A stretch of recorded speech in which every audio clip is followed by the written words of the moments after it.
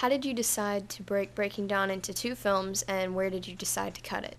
How did we decide? It was sort of, for me, I just sort of knew that we were going to have to do that because there's so much in Breaking Dawn that I wouldn't want to let the fans down by skipping out on some of the good stuff. Like, you know, the beginning half is all the romance of it, and then after is the action and adventure part of it. And, you know, splitting it up, then you have the downside of it would be having too much romance and less action, which, you know, only the girls are going to go see that. And then the upside is a lot of girls will see it.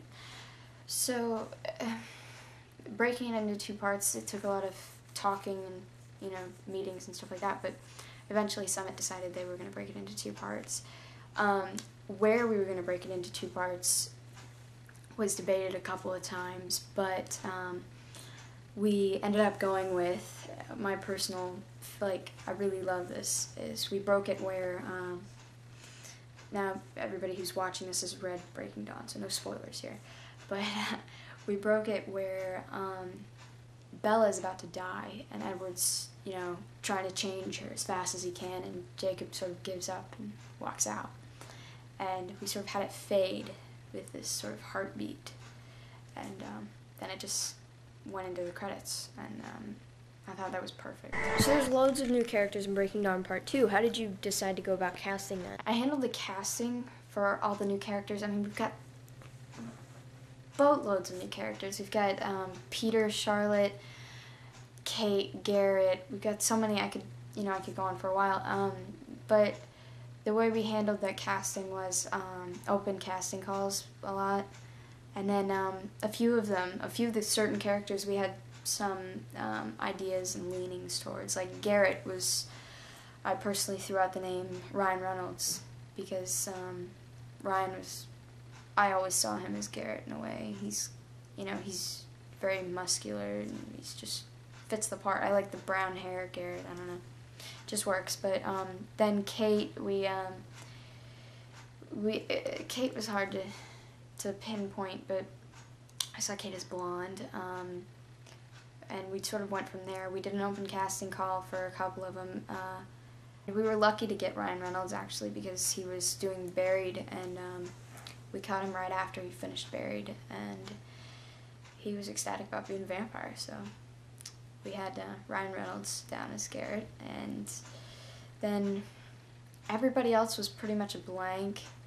I think we got a couple of people we had on standby, and we weren't sure if they were going to make it, and then I'm trying to think, what was the role? It was Peter.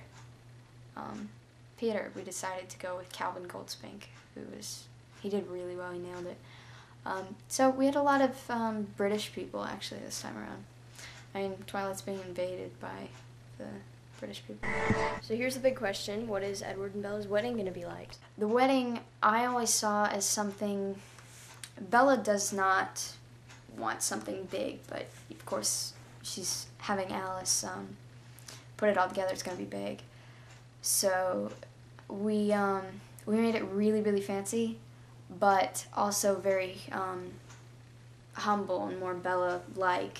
And of course the dress was perfectly simple and elegant, and I didn't want anything like, I didn't want her walking down the stairs of the Cullens' house looking like a big cupcake. I mean, it just didn't occur to me. So she had a very simple veil and everything, and I tried to exactly match the picture of, if you look inside the Breaking Dawn cover, one page inside there's a picture of the staircase that she walks down in Breaking Dawn, and I tried to match that exactly the way it was.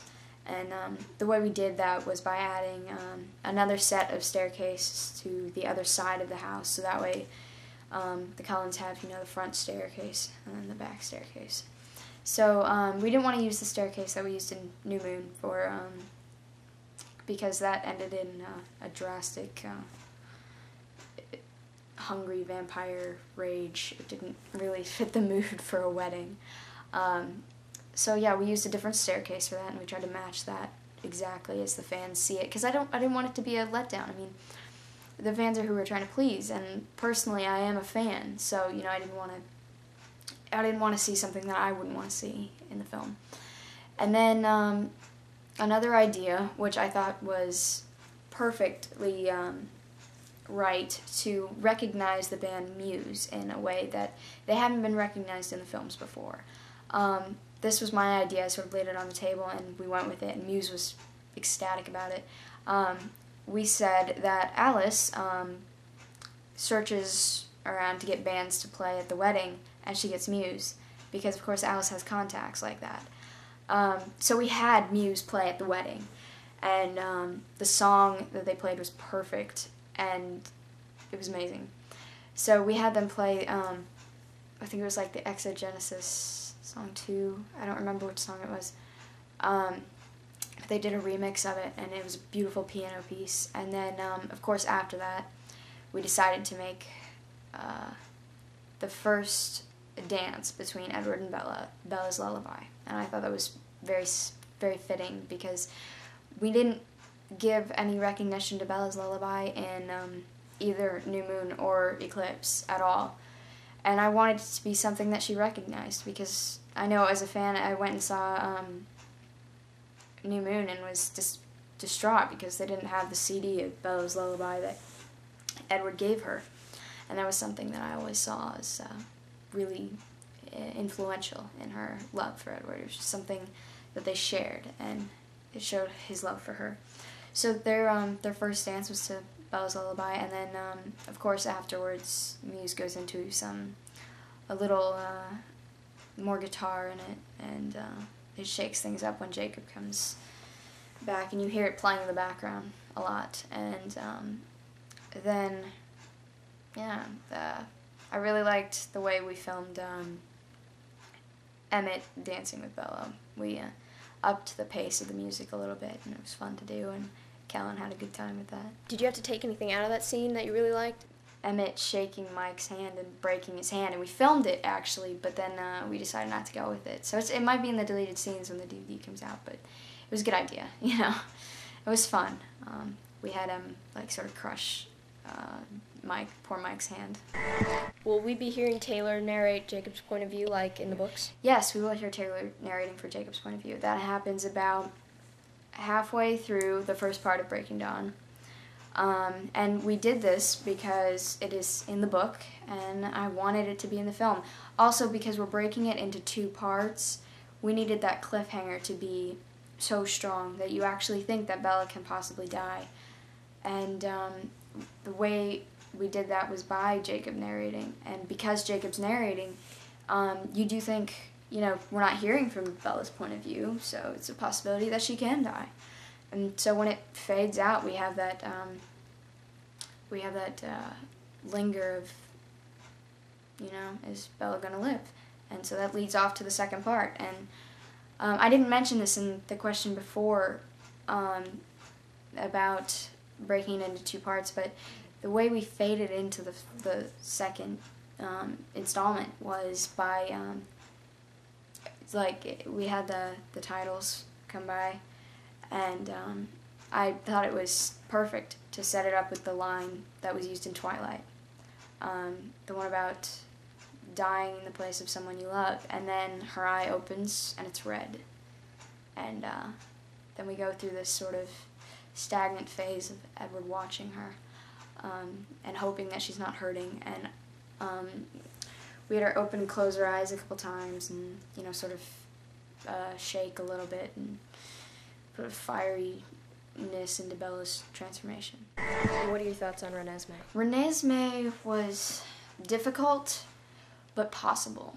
And the way I saw doing it was by casting a young girl to play Renesmee at each stage of her growth. And that's what we did. It was hard at first, but we eventually found it. And someone with Robert Pattinson's hair is hard to find. So we found, of course, had a newborn, and then we had infant, toddler, and it just sort of escalated from there. But the way we transitioned to that was through the fade. We faded through scenes a little bit, and I saw that as the only possible way to do it, other than animating Renesmee. And I did not want to animate Renesmee. I mean, we already animated the wolves, and you know you have to animate the wolves, but I wanted an actual human being playing Renesmee at all times, and that's what we did, and it worked out really well.